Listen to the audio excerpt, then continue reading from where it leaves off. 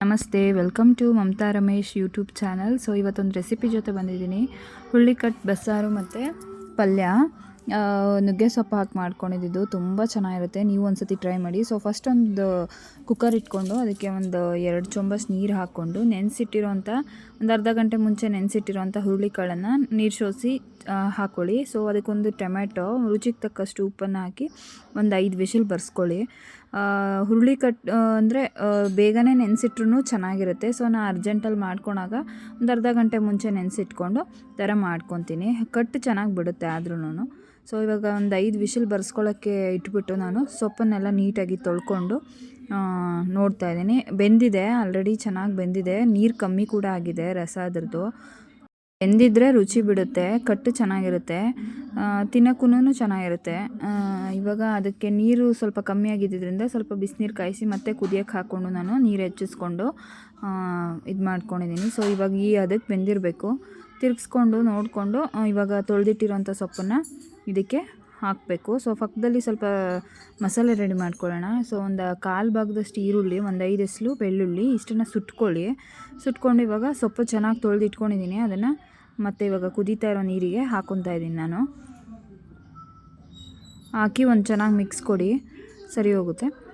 ಈಗ ಕುದಿಯೋಕ್ಕೆ ಬಿಟ್ಬಿಟ್ಟು ಮಸಾಲೆ ಜಾರ್ಗೆ ಒಂದು ಚಿಕ್ಕ ನಿಂಬೆಹಣ್ಣು ಗಾತ್ರದಷ್ಟು ಹುಣಸೆಹಣ್ಣು, 1 ಕೈ ಹಿಡಿಯಷ್ಟು ತೆಂಗಿನಕಾಯಿ ತುರಿ, ಸ್ವಲ್ಪ ಕೊತ್ತಂಬರಿ ಸೊಪ್ಪು, ಒಂದು ಬೇಯಿಸಿಟ್ಕೊಂಡಿರೋಂಥ ಟೊಮೆಟೊ, ಅರ್ಧ ಹಸಿ ಟೊಮೆಟೊ, 1 ಸ್ಪೂನಷ್ಟು ಬೇಯಿಸಿಟ್ಕೊಂಡಿರೋಂಥ ಕಾಳೇನಿರುತ್ತೆ ಅದು, ಮತ್ತು 1/4 ಭಾಗದಷ್ಟು ಹಸಿ ಈರುಳ್ಳಿ, ಒಂದು 5 ಎಸಳು ಬೆಳ್ಳುಳ್ಳಿ, ಇಷ್ಟನ್ನು ಮಿಕ್ಸಿ ಜಾರ್ಗೆ ಹಾಕ್ಕೊಳ್ಳಿ. ಮತ್ತೀಗ ಸಾಂಬಾರು ಪುಡಿ ಒಂದು 2 ಸ್ಪೂನಷ್ಟು, ಅಚ್ಕಾರದ ಪುಡಿ 1 ಟೀ ಸ್ಪೂನಷ್ಟು, ಮತ್ತು ಧನಿಯಾ ಪುಡಿ ಒಂದು ಅರ್ಧ ಟೀ ಸ್ಪೂನಷ್ಟು, ಮತ್ತು 1 ಸ್ಪೂನ್ ಜೀರಿಗೆ, 1/4 ಟೀ ಸ್ಪೂನ್ ಅರಿಶಿನ, ಒಂದು 10 ಕಾಳು ಮೆಣಸು, ಇಷ್ಟನ್ನು ಹಾಕಿ ಚೆನ್ನಾಗಿ ಫೈನ್ ಪೇಸ್ಟ್ ಮಾಡ್ಕೊಳ್ಳಿ.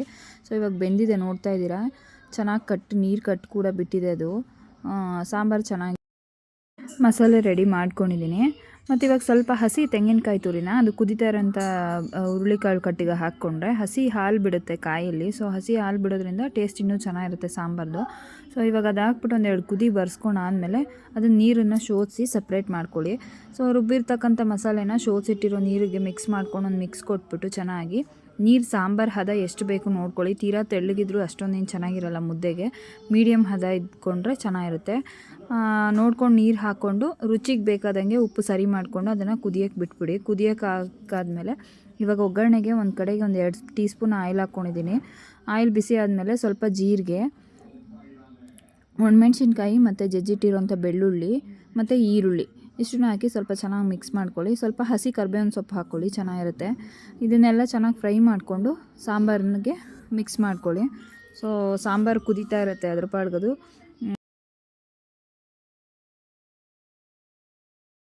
ಸಾಂಬಾರು ಆಲ್ರೆಡಿ ಕುದಿಯೋಕ್ಕೆ ಶುರು ಆಗ್ತಾಯಿದೆ, ಇನ್ನೇನು ಆಗೋ ಮೂಮೆಂಟ್ ಅದು. ಸೊ ಇವಾಗ ಪಲ್ಯಕ್ಕೆ ಒಗ್ಗರಣೆ ಹಾಕ್ಕೊಂಬಿಡೋಣ.